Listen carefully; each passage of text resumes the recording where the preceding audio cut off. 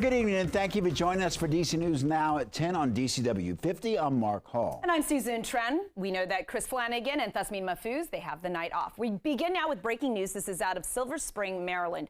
A Montgomery County ride-on bus has crashed into the back of a home. This happened on Fairland Road, which is right near Galway Elementary School and the Maryland Inter-County Connector. Our Michaela Newton joining us live from the scene now. And Michaela, Montgomery County firefighters say that there were no passengers on the bus.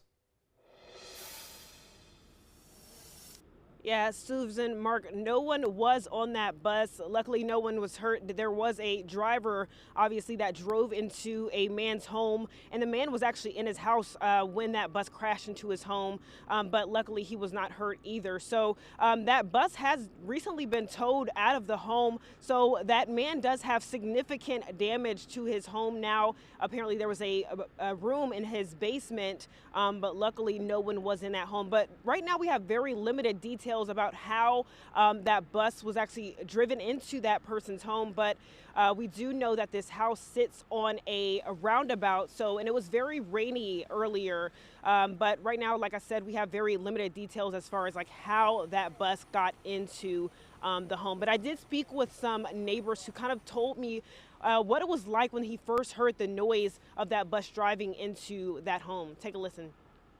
So came out to the front door, and there's a bus just barely missed my bedroom and went into the side of the neighbor's house.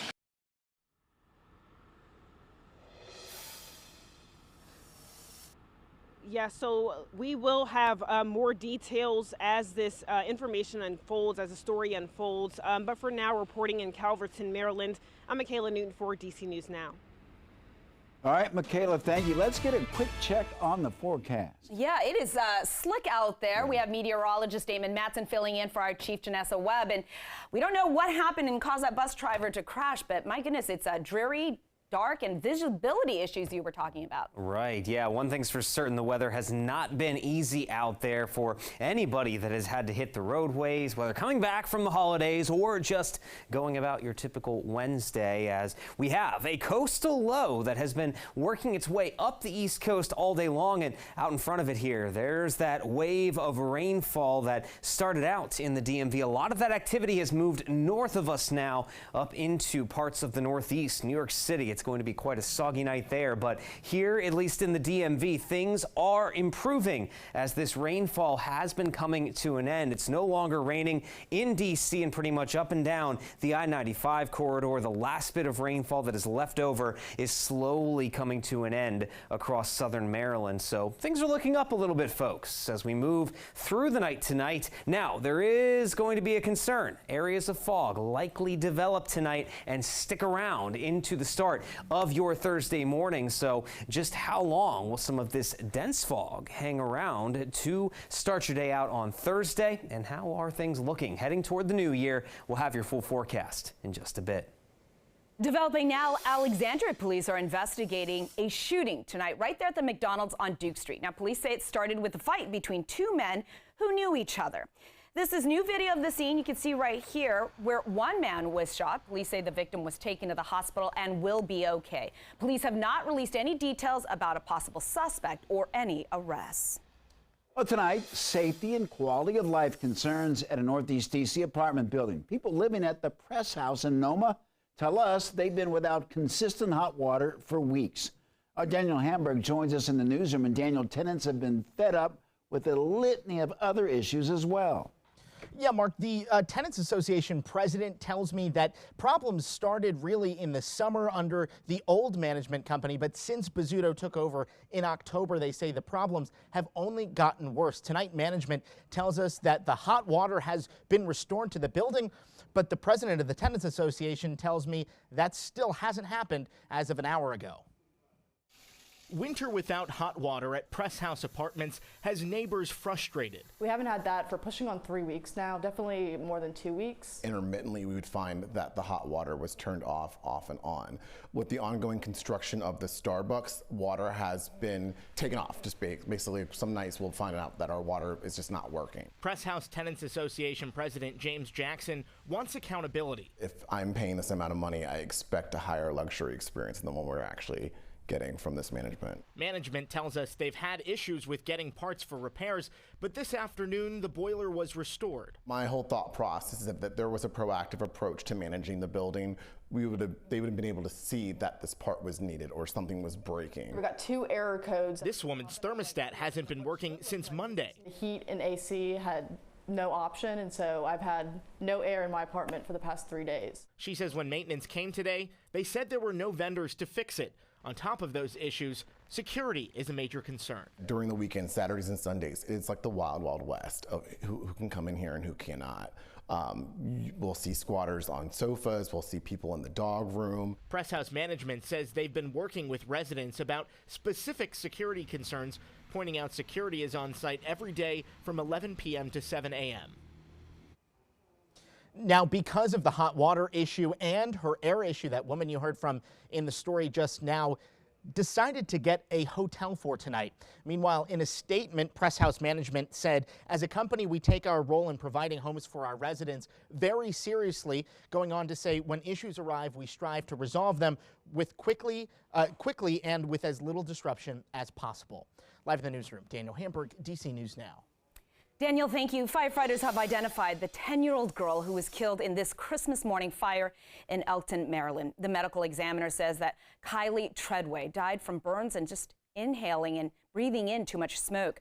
This is a fire that started around 7:30 Christmas morning here on Willow Drive, and investigators, they're still working to figure out what caused this fire. Tonight, we're tracking a really troubling trend at airports all across our region. We're talking about the number of people who are illegally bringing guns through security. It has reached an all-time high both at Reagan National and BWI. Over at Dulles, it is close to breaking its own record as well. Northern Virginia reporter Max Marcellus is joining us live from DCA. And Max, the TSA says there's a whole process for people who want to travel with their firearms, but they're saying that just too many people are not following these procedures. So what gives here? Well, Susan, one of the people who didn't follow the protocols was actually a Bethesda woman who is now facing the maximum penalty of $15,000 in fines because she brought a loaded gun to the security checkpoint here at Reagan National on Christmas Eve. So tonight, we're taking a look at the problem and what could be done to help it. Thank you for your cooperation. These 27 guns and more than 200 bullets, just a glimpse at the problem at Reagan National Airport and airports across the country. They come from as far as California and Tennessee and as close as Alexandria and Bethesda. My guess is that there are more people that are registered gun owners. A lot more people are flying as well. Dan Velez, a spokesperson with the TSA, says the problem has only gotten worse. So far this year, 39 guns have been found at security here at Reagan National, up from 29 last year. What would your message be to passengers? Should they be concerned when they see numbers like this? Well, anytime anybody's around that situation, I'm sure they're pretty nervous, whether it's on purpose or it was just an accident. It's still pretty scary for other, people in line. Velez touted the agency's technology, which he says can pick up guns pretty easily, and it turns out they do so frequently. Nationally, we are going to break the record. And if they do, it would be the third straight year. And now the TSA is stressing to flyers to learn how to travel with a gun. It has to be in a locked, hard-sided container. It has to be declared with the airline, and you have to put it in your checked bag. So we mentioned that Bethesda woman who's facing those fines. Well, anyone who brings a weapon to an airport security, regardless of whether or not they have a concealed carry permit, they face that federal civil penalty of fines that could be thousands of dollars.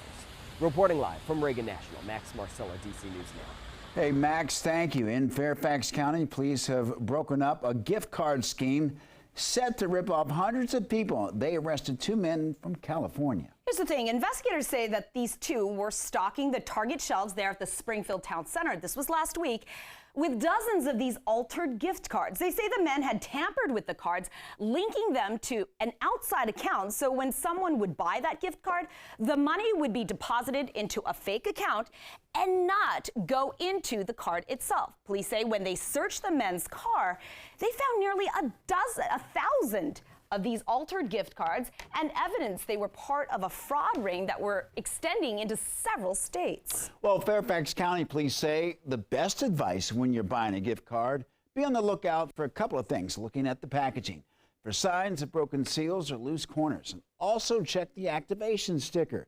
You'll find these on the back of the card and make sure that the sticker is on and has not been peeled off or replaced. Still ahead on DC News now at 10, there are several new laws in Virginia that start in the new year that can have far-reaching impacts on your health care. We're going to break down the details when we come back. We know the holidays can be an expensive time of the year. We're helping you stretch your dollar with ways to pay off that credit card debt.